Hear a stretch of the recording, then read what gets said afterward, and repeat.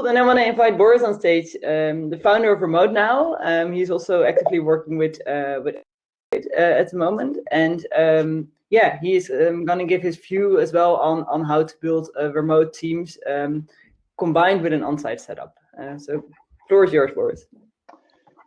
Hey, thank you very much. That's been a real pleasure, and I think there's so many great pieces of advice being said so far. So it might be hard for me to fill the gaps, but I think we have this unique perspective that before coronavirus, we were able to see how teams actually, those who are on site, they wanted to hire people remote. And with that, I'll kick off my presentation.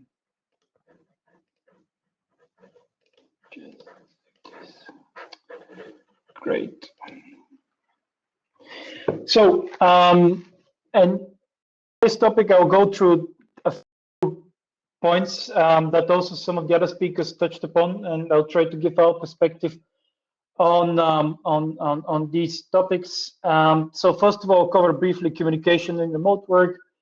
I'll touch upon the changes you have when you trying to change your process from on-site to remote. Then I'll challenges of remote working, how you can solve these, and then I'll talk about my assumption is that many companies right now they're working remotely, especially in tech. Some of them would switch back to normal, to on-site, but many will stay either remote or either on-site or either hybrid, mixed between remote and on-site.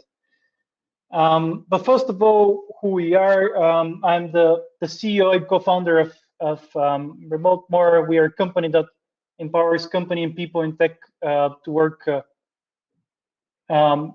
remotely. Can you see my slides? Okay, because I see someone in the comments. Yeah, okay, great. Yeah, so essentially we see ourselves as the complete infrastructure for working remotely, and we're based on 3 different continents, and my base is based in Berlin. So firstly, communication remote scenario.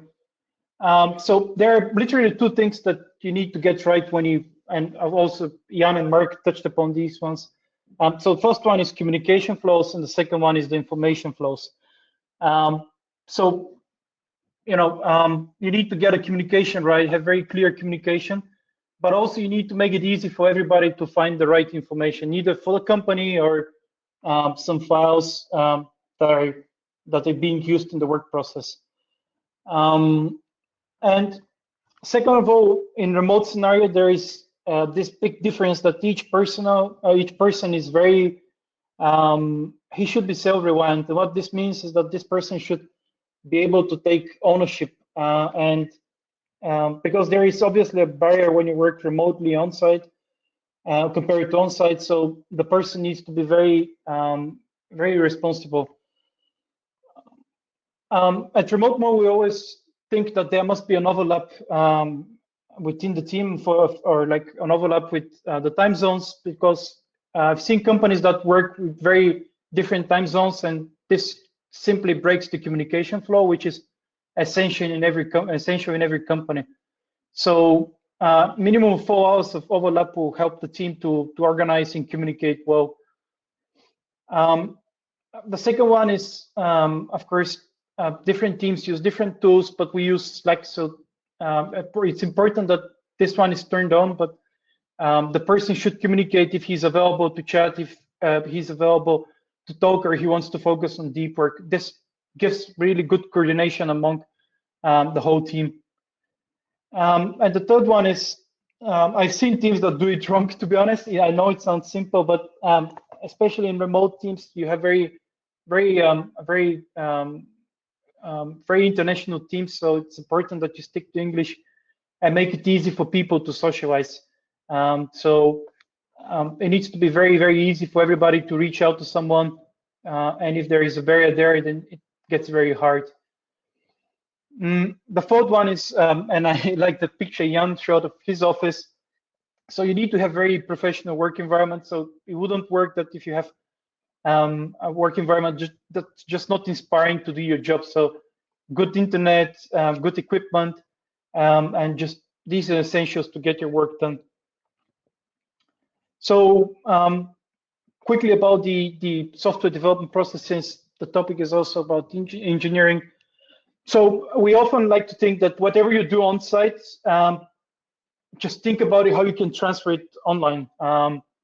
And one saying this is because we often work with companies that are on site and they want to hire somebody that works remotely. So we often tell them how to do it. And imagine if you have previously done Scrum, you have a Scrum board on a whiteboard, then you need to think about how you can transfer it to Trello. And NextMatter are offering a great solution, and I think they're hitting on something really interesting there, that you can systemize process digitally. So just take it what you're doing on site and transfer it online.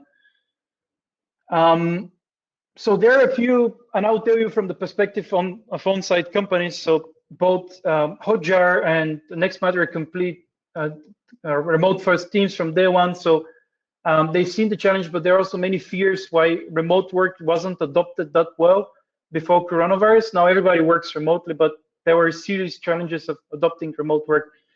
And so first of all was the expectations. So the person, when you work in the office, you can see the screen of someone, just gives instant accountability. And when you work remotely, this is a bit harder. I mean, you need to, if you have trusted someone in the office, you need to give them even more trust when they work remotely. So to do that, you need to have like clearly defined tasks, so that you set the expectations right. This is essential in remote work.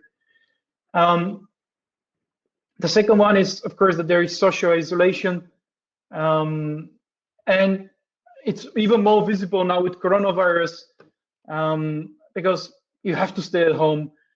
Previously, you could have gone to some workplace, to co-working space, and interact with other people. Now it's a bit harder, and now it's even more important that you socialize with your team digitally. So these fears are, I've seen among on-site companies, and they just think that some member of the team, especially junior developers and also junior people, would struggle to coordinate well with the rest of the team. And another challenge is that many people haven't realized that, and it's when you start working remotely, it's very hard to set the boundaries of where you finish your work. I mean, you have your computer with you, so you always can do work, which can turn out to be very unproductive because you work so many hours and you can't really find the borderline between when do I stop working. So so this challenge is important, that you need to tackle it well in a remote environment. And another point is, and the last point I want to say and address here is that, as I mentioned, we had many companies that worked on site. Now everybody is remote, and somebody will go back to remote to on site. Somebody will stick remote.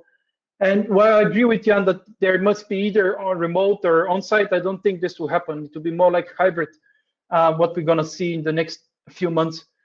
So the managers of those companies where they're a bit more hybrid, they need to consider a few things. So you need to, when you onboard someone, I think it's a good idea if you have an office space to invite that person who is outside of your company and working remotely to come and visit the office for maybe 2 weeks, 3 weeks, just to get to know the person, establish the expectations right, establish the work environment, and then it will be much easier to get the whole remote work done well. The second one is very simple, but I've seen offices where it could be hard to have like the right equipment.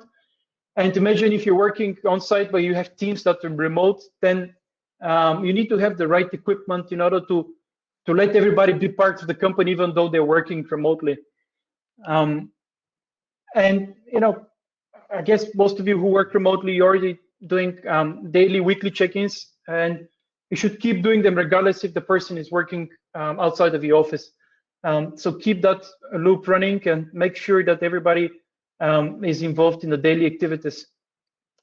And one important thing is that you need to just bring up everybody together, maybe on a biannual retreats where you just get to know the person, build up even more physical social interaction, and to keep everybody together. And as you often say in RemoteMore is that you need to start small and set up your process right. I think Jan touched upon the right process there, but start small, keep iterating, and eventually with remote working, you reach literally world dominance. You can have people in many offices, in many locations around the globe, even from a very small organization of 20, 30 people. Just start small, keep iterating, and eventually you do great things. Yeah, thank you very much. Thank you so much, Boris. Great to hear your talk. And